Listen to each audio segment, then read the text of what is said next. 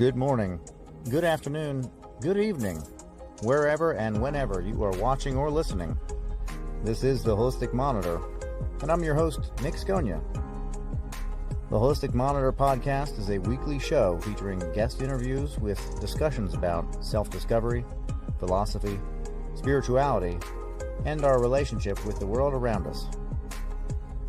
Your support this last year has meant the world to me, and you can now go to holisticmonitor.com to support the topics you want to hear with our new show merchandise, featuring hats, t-shirts, hoodies, and more.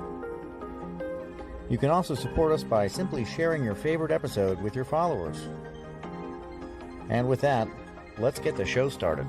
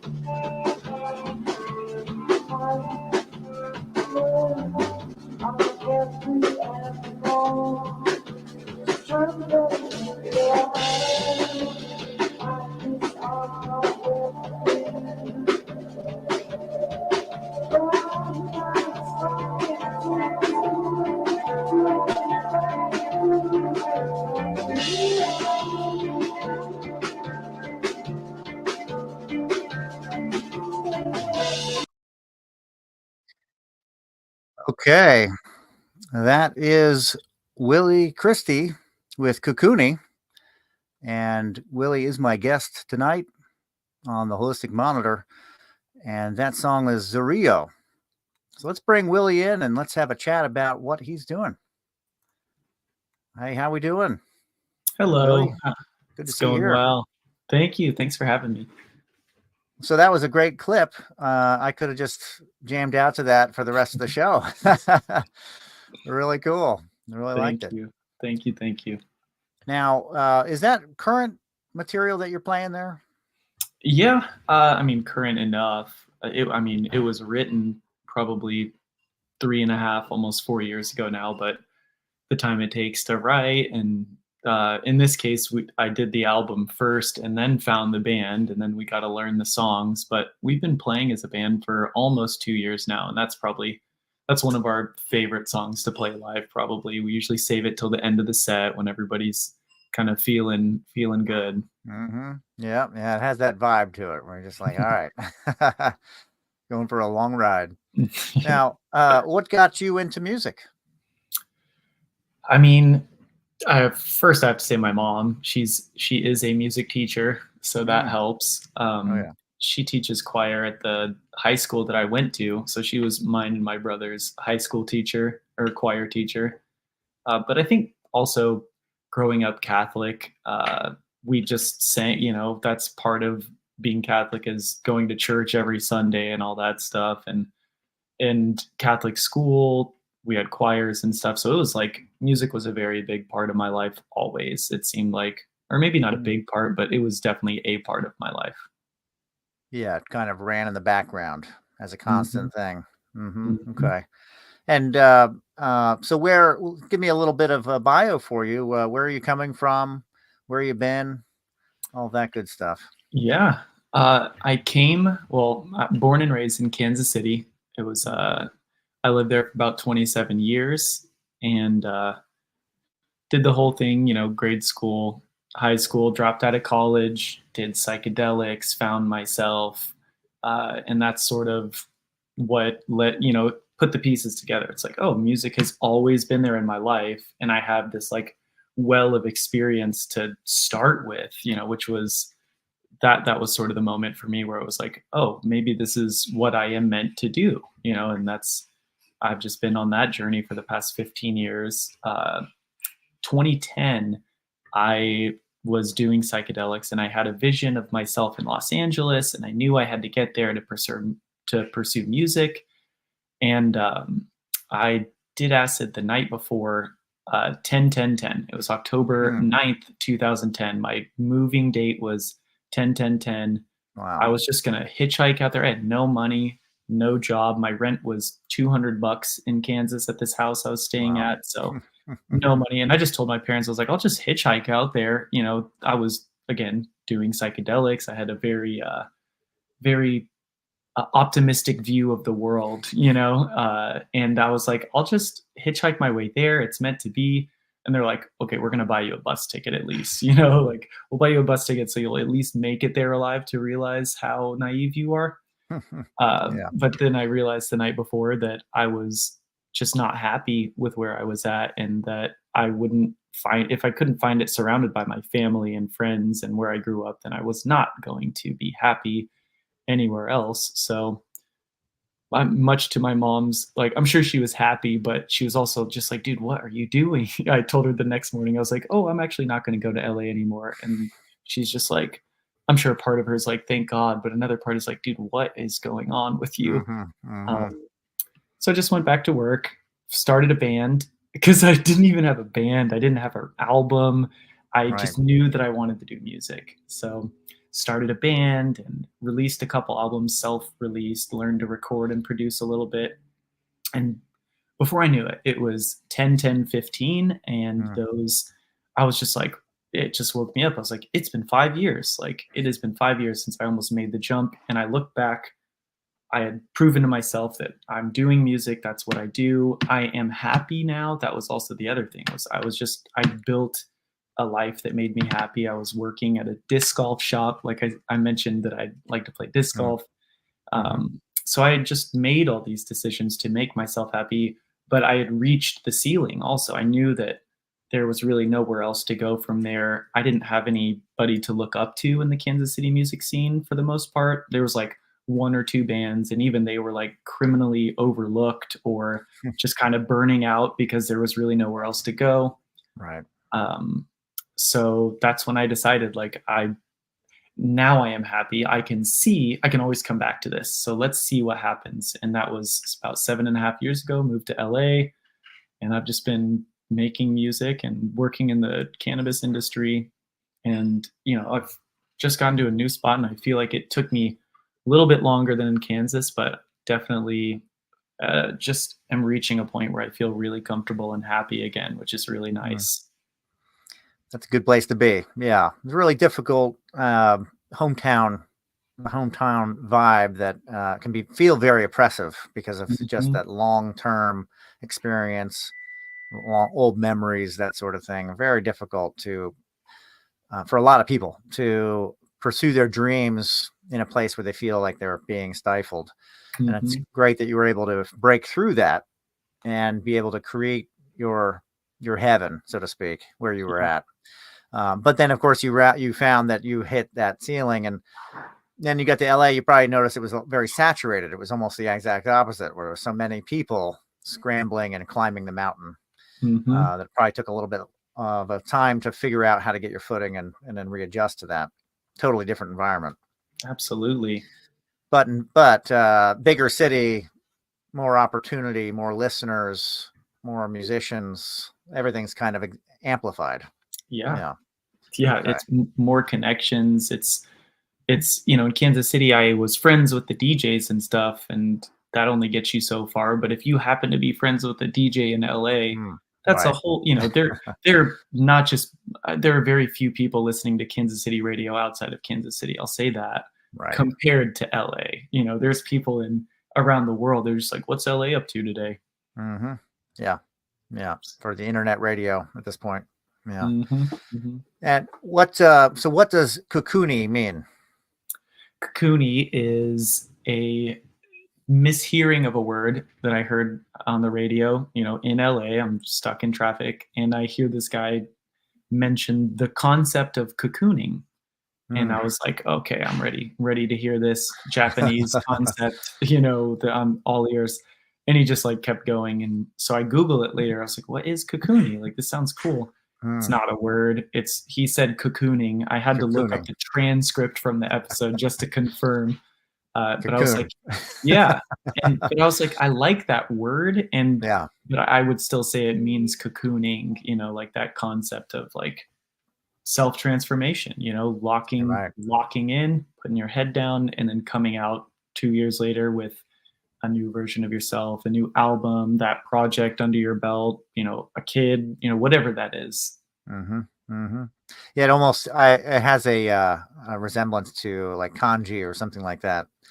Or I'd almost think it would have a meaning. Exactly. Yeah. Okay. And then as far as your last album, it's self-titled, Kukuni. Good success with that album? I'm really happy with how it turned out. Like, it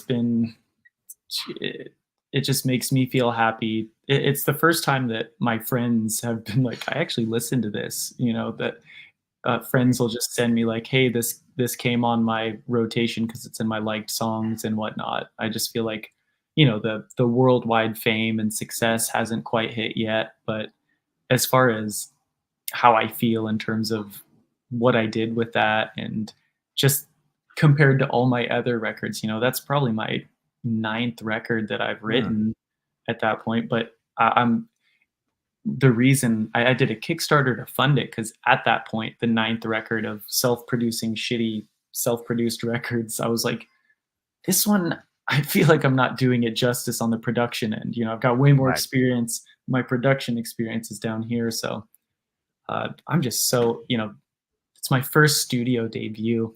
And I am really happy with how it turned out. There's always room for more. But the best part about music and albums is like, it's there forever. It's a record. Yeah. Mm-hmm. Yeah. Who knows? Maybe 2119, that generation will just really fall in love with the album that, 40 years after I'm gone. I mean, no doubt, right? The way things are, there's no doubt about it. That's the thing that you have to look at when you do put something out. That's out. And you just don't know in 50 to 100 years what the thing is going to be going on. And it may fit into this strange, zone or genre or something that's just an adaptation to an adaptation. There's just no telling. It's just one of those things where we can only look back and say, well, this is how things have gone. People are still playing, music from the 1400s and 1500s. Exactly. Yeah, and it has an influence on people. I mean, that's just the weird world that we live in. If you put things on record, yeah. For a long time, I practiced not leaving a record as best as I could. I tried really hard not to leave a footprint, so to speak. And at some point in time, I gave that up clearly. And but yeah, there was many pictures. My hand was just in front. That would be what you'd get if I saw you. Oh, you're taking a picture. Wow. I really tried hard to keep that from happening. I didn't want to leave an imprint. But there is something to putting your art out there, to exposing yourself in such a way to allow for feedback, which can be, good and bad. But that good and bad is very constructive in both ways. Have you gotten a lot of good feedback as far as from other musicians and from, obviously the label as well? Yeah. I mean, I always say the only good feedback is bad feedback, because that's the only way you get better. But as far as good feedback goes, I will gladly. Yeah. One of the best, probably the most flattering / humbling moments was while I was recording the album. I had this one song written called Forever. It's the one with the Grand Canyon music video. Definitely worth checking out on the YouTube. for all you listeners. And I'm working on this in the studio.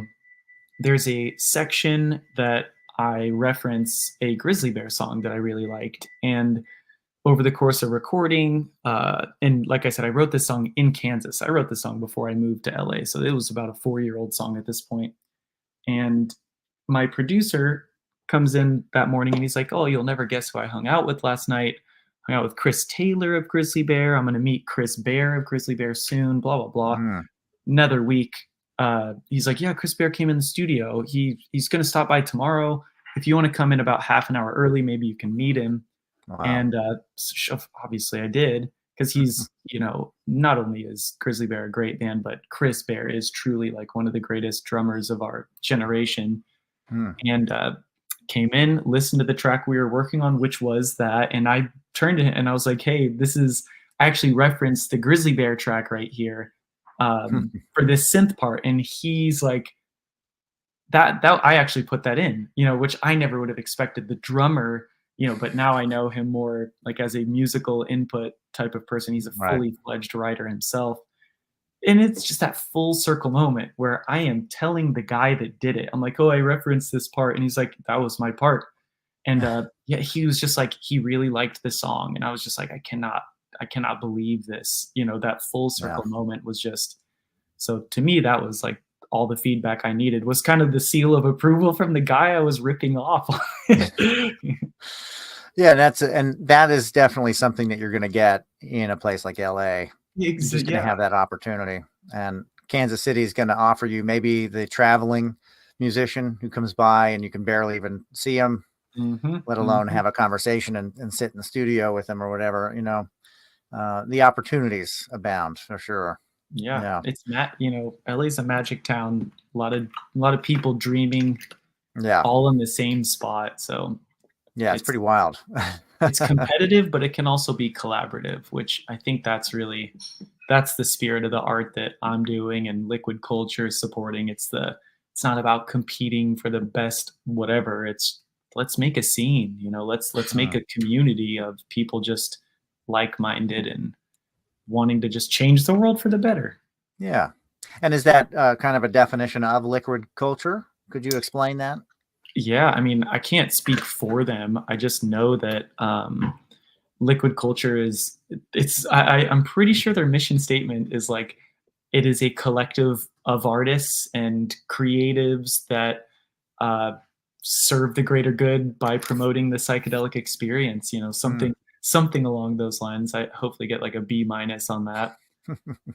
But yeah, I'd watched Zoe and Mike work with a couple people that I really, really respect and love their output. And so to just be a part of that too, and just to work with Zoe and Mike is awesome. They're such great people and facilitators of talent and community. Like just every person I've met through Zoe has been just on the same page, which is, again, with so many people in Los Angeles, it's really awesome to have somebody in your corner that's kind of already sifted through a lot of the people, which is, I like everything that they do. And that's why I'm happy to be on their labels, because I don't know many other record labels that are just like, psychedelics are cool and everybody should take them because it's like a very important thing. Yeah. Right. That's what I can't think of any, but yeah, exactly. Yeah. Wow. And are you going to be doing extensive touring or anything like that? Or is that something that you're looking to do, or are you kind of looking to just output more and more material? That's a great question. And if you had asked me that 6 months ago, I said like touring. I would love to tour, but I had a conversation with the band, and I'm the only one that hasn't been on tour. I've never been on a proper tour in my life. So I feel like that it's just a dream of mine to go on a tour. But when it comes to the economics of being an adult and paying bills, taking off, a month of steady work to maybe make money, I think that for what I am trying to do with music, it's like the Beatles stopped touring, the Beatles stopped touring because that's not where the art is. That's where the money's at, and that's where Right. the fun and high is at, but the art is in the studio. And I think even locally, we've talked about kind of like limiting our local shows to like very like conscious curated events that like promote an experience. Like we're kind of just past the point of playing a show to just play a show or catch a fan. You know, Right. it's the way that the music industry is and the way that the internet is now. Like you don't have to gruel, you know, you don't have to go on this grueling tour to like get your knocks in or whatever, you know, like Yeah. Right. you can reach the world through your bedroom now. So I almost see it as like it's work harder, not smarter. Yeah. That's what Yeah. touring is, you know? Yep. Yeah, absolutely. There's a lot to it. Of course, you get to experience a lot of different places and venues, and you get the good with the bad. Of course, it takes Mhm. you out of your comfort, but Yeah. it doesn't. And maybe it inspires completely different material as well. Yeah. Just in itself, to travel in general would do that. Mhm. Um, and if you had the opportunity to do international or something like that, maybe that's different. Absolutely, yeah, like, Yeah. once the audience is there and it's like, "Oh, 150 people will show up to this show," then it's, you know, "Okay, I guess I'll go to Paris," you know? Like, Yeah. that's Hmm. yeah. Yeah, that's right. Yeah. And as far as influences for your creation, and what you're putting out, as far as the lyrics go, and are you doing the melodies and everything? It's a whole Mhm. 100%. Yeah, yeah. What are you pulling for inspiration? What do you see as inspiring you in your creative endeavor? Yeah, for the last project specifically, just I think kind of the theme of introspection and just, like, my journey of making songs more personal and less preachy, because that's sort of been my thing as somebody that's, you know, researching theology and getting psychological and Mm, spiritual insights with psychedelics. All I want to do is like preach to the world what they're doing wrong and all that. Like, so trying to just kind of imbue that truth in a more personal and relatable way, which is impossible. It's so hard to just like truly bare your soul. But I think that just my day-to-day life will influence so much more than I think. I might think I'm writing a vague song or I'm just mumbling lyrics, you know, mm, to a beat that I've made up just without thinking, without having an intention, just kind of creating what I'm feeling in the moment. And then I'm mumbling. And then next thing I know, I'm listening back and I am saying full sentences that have a very relevant subject matter to how I'm feeling. And maybe I mm, wasn't even able to like look at it that way in the moment because I was like too embarrassed or something to like not able to admit what I was actually feeling at that time. But looking back, it's kind of like a dream where you have it and mm. you're like, that was weird. And then you look back a year later and read your dream journal and you're like, well, duh, I'm dreaming about fires, you know, like I just it was the 2-year anniversary of my house burning down, or you know, Right. that is not a real story, a personal example for me, but you know what Right. I'm But saying. that idea, yeah, zooming back out, or the hindsight. I think we can be hindsight warriors where we look back and we kind of, oh, connect the dots. Oh, okay. Mhm, Now mhm. this song makes sense. Now this poem makes more sense to what I'm Exactly. feeling, experiencing, where I'm heading, that kind of thing. Mhm. Do you get any kind of do you have a psychedelic of choice? Is there something that specifically that you're into that resonates with you really well? Yeah, for me, it's been cannabis for a really long time.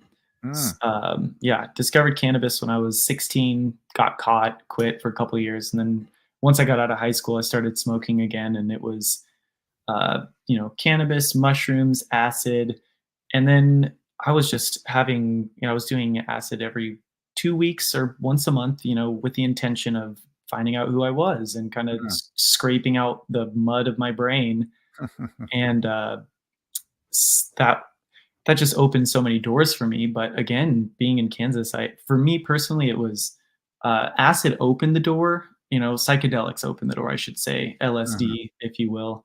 Um, but I had to take the steps. I had to walk through that door and put myself into this higher vibration life that I was envisioning.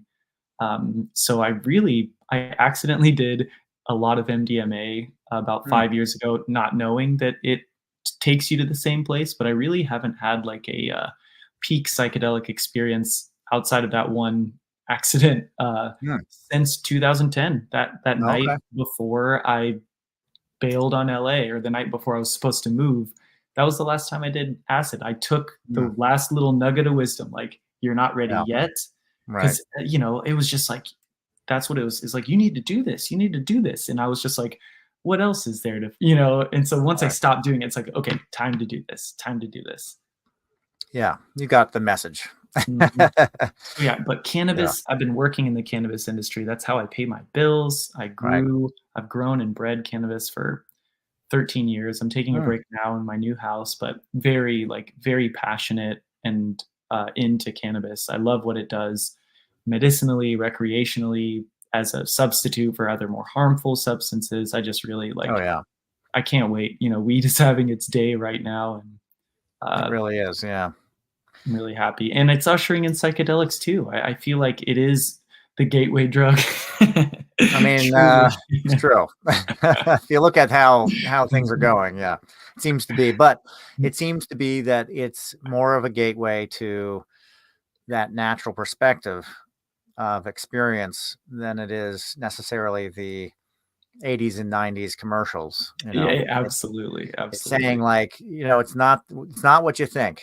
And it is a gateway into acceptance and tolerance, which are very important. I feel like everybody's kind of got to figure it out for themselves.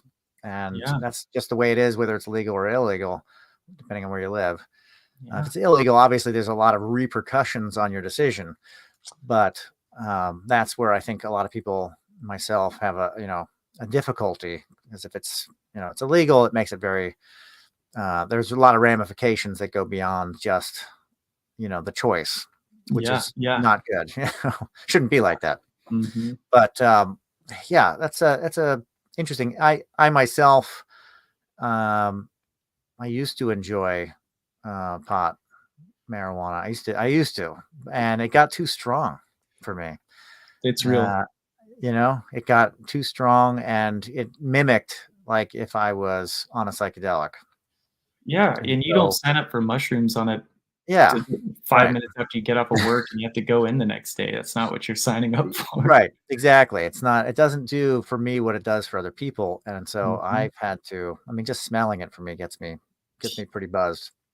I'll tell you right now that it is too strong. It is drinking a can of liquor. I'm so passionate about this right now, especially our dispensary is starting to carry some like low THC, high CBD. Man, I have a high tolerance, and I have discovered that 10% THC gets me fully high. So it's just like, what are we doing with 38%? What are we doing? Look for some 3 to 5% THC with 15% CBD. It'll feel like the 90s again. Right. It's kind of my, like, give me the swag, because back then it was high maintenance, but aside from that, it was manageable. It was very manageable. Yeah. And then it just started taking off, and it was like, wow, I can't hang. I just can't hang. I can hang, but I'm hanging weird. You know what I mean? Yeah, exactly. No, same.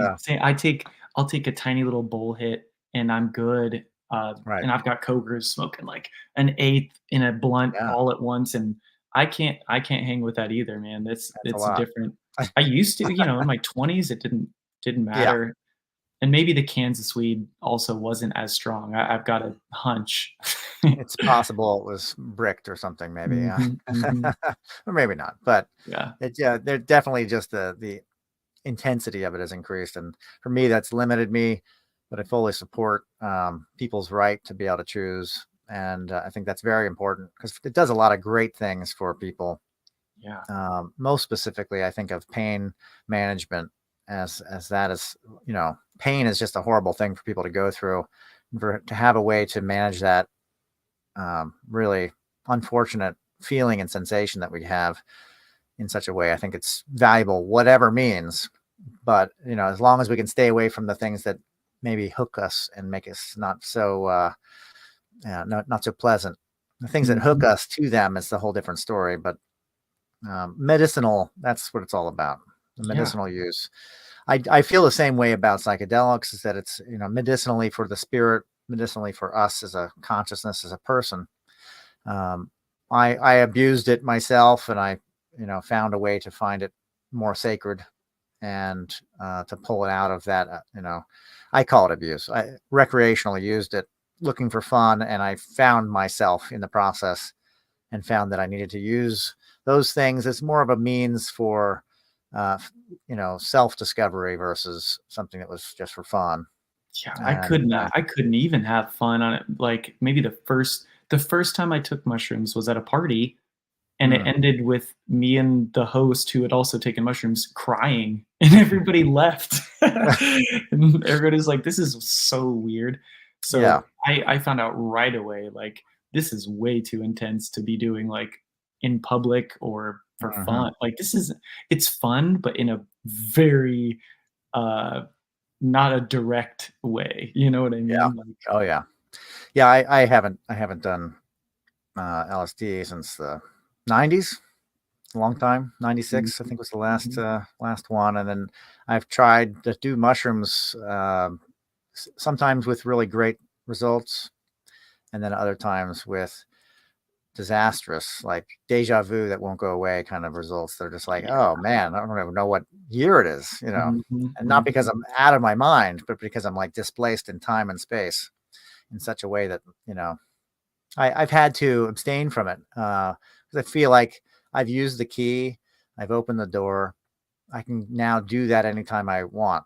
I have the key forever, and I can always just unlock and open the door whenever I want to. So I don't need to rattle the cage, so to speak, to get myself out.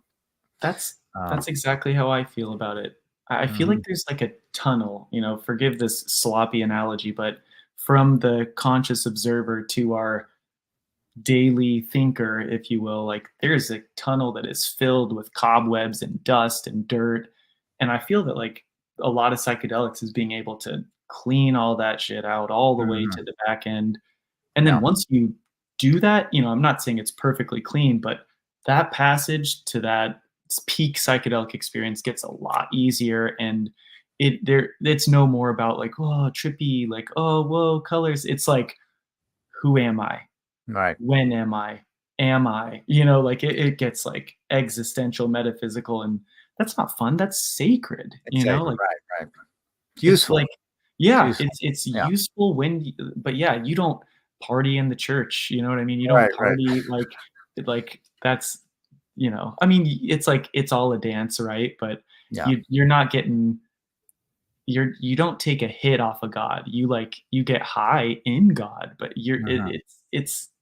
it's a paradox. I can't even complete the thought, because it's like everything I say, it's like, well, actually that is kind of what it is. Yeah. It's a ramping labyrinth, never ending labyrinth of thought. And somebody else's experience is going to be completely different than that. And ability, what they see, it's, it's the consciousness. It's just this ability to mold and make whatever you want out of it in a way.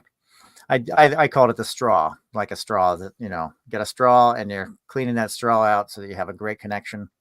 And you just don't want to overuse anything, basically anything. You can once you have that wear off the lining, and then all of a sudden you're one of the dudes in Pakistan on the side of the road that's just praying all day. Right. Which isn't a bad thing. I'm sure it feels awesome for them, but to us, we're just like, whoa, that cannot be comfortable.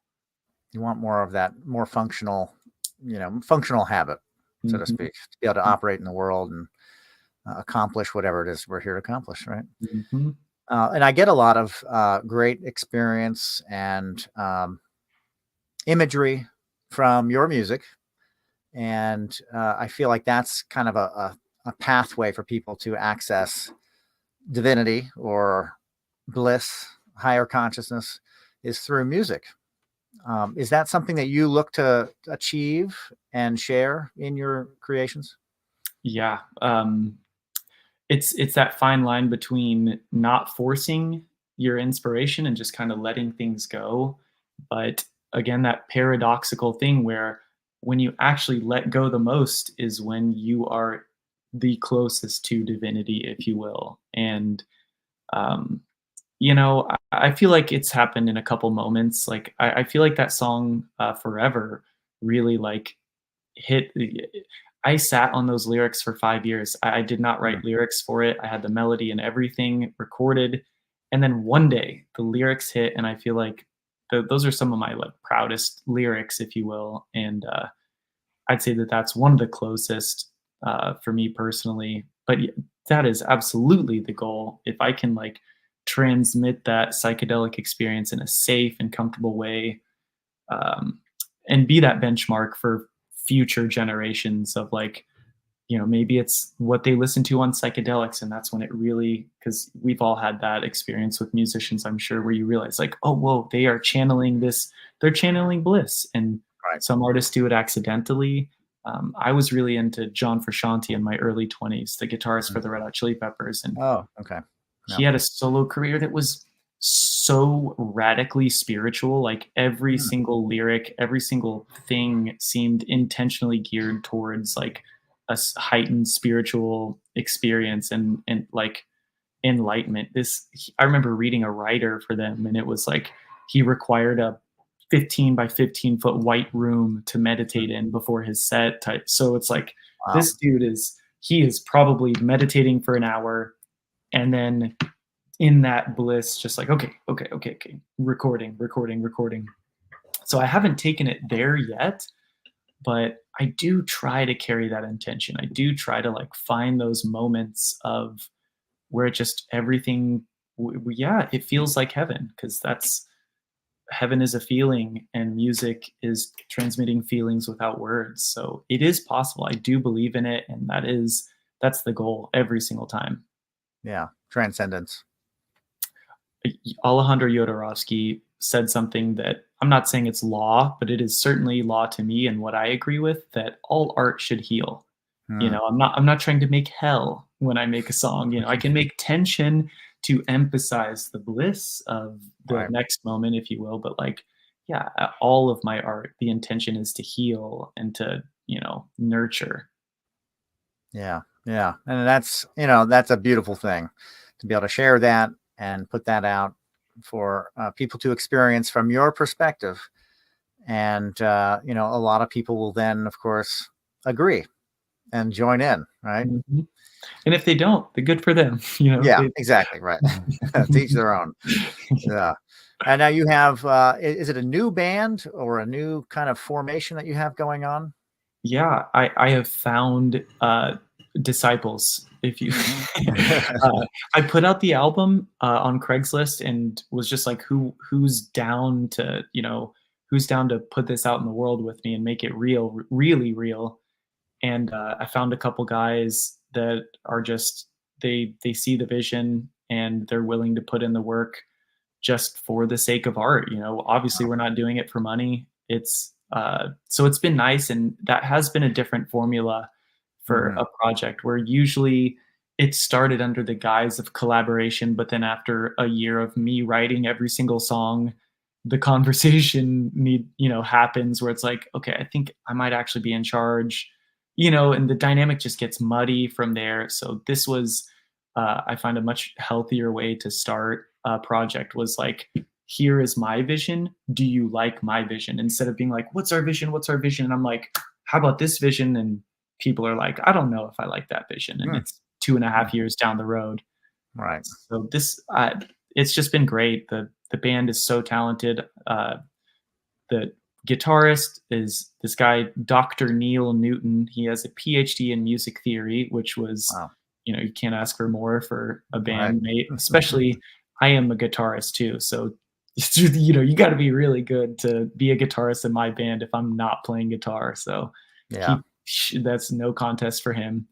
And then the bassist, Mauricio Cruz, he's a friend. I've known him since he's one of my best friends from high school. Has been out here a little, like twice as long as I have, and met him. And so I was able to tap in Mauricio for this. He likes the music, and he auditioned, just nailed it. He learned every single bass part off the album. And I was just like, and he's a guitarist too. So it's like we're all kind of in different elements. And then the drummer, Mike Odabashian, is just this, powerhouse drummer. This dude he's taking drum lessons from like one of the coolest drummers, Dave Elitch, and he professional percussionist and drummer. He's sponsored, he's the real deal. And he's sort of like the engine. He's got the market strategy. He's a great salesman. So it's like the combination of the sensitive artist who just wants to make art, and then like the businessman drummer. Right. It's like we balance each other. We complement each other very well. Like it's nice. So it's like a little super team. It feels like a what do they call it? Super group, but none of us are famous. Right. Not yet, right? Yeah, not yet. That's awesome. And then anybody that wants to get your album or listen, where can they find it? Well, we are on all streaming platforms, as far as I know. Everything's on Spotify, Amazon, YouTube Music, Apple Music. It's all out there. You just look up Kukuni, Kukuni, and if you see a guy that looks like me with short hair and makeup, that's me. Yep. And we're on YouTube, Instagram. Just type in Kukuni. Again, it's a made-up word, so the search results are very small, which is another fortunate, awesome. Very fortunate in the internet. Yeah, that actually works very well for marketing. That's great. Making up a word, who knew? Right. I mean, I had used I had a business that I started in jewelry, and I used a term in Yucatec Mayan, tem olal, which means to satisfy. So it was like, jewelry to satisfy, right? Well, then the internet came about. This is before the internet, and then I searched it. I was like, all right, I got the domain name. I searched just the name to see like, is there anything else out there? And there is some kind of like drug that sounds written very similar. So I'm competing with like the drug companies for that business. Oh, that's a bummer. The $1 billion pharmaceutical marketing arm, like, Timodal or something like that. It's like, it's a very popular drug. Oh my gosh, that is. So yeah, good to have a very distinct name that doesn't have some kind of connotation with it. Yeah. I'll tell you though, there was a movie, Everything Everywhere All at Once, which is a huge movie. I was terrified watching this movie because there's a part where they have have you seen the movie? About 15 minutes, and then I lose my ability to concentrate. Fair. So I'm like, what's happening? I don't know who these people are. So this doesn't spoil anything in the movie, but there's an alternate universe Ratatouille that happens in the movie. Ratatouille. But instead of a rat, it's a raccoon. And so they call it Kukuni. And I was just like, oh no, everybody's going to think I'm this like silly, they're going to associate me with this like silly tangent in this huge movie. So I'm like, everybody's heard the word Kukuni now because of that movie. So I was like panicking there for a minute, but it's been a year since it came out and nobody said Kukuni, like Kukuni. And so I'm good for now. And that, I mean, because you're already established, that could be good press. That could be more attention. Right. Because you're already there. Lawsuit, Yeah. Yeah, exactly. Oh my gosh. Well, fantastic. Really good chatting with you tonight. Yeah. Thanks for having me. I look forward to helping promote and listening to more. And I know you guys are going to have some more material coming out soon. Yeah. Hopefully, yeah. Let's get the full band on the next one. You know how long albums take to make. So I'll see you in could be a while, but yeah, could be a little bit. Awesome. Well, again, thank you so much, and take care. Be well. Oh, thank you so much. Thank you again. It was great being here, and thank you to all the Holistic Monitor viewers. Take care.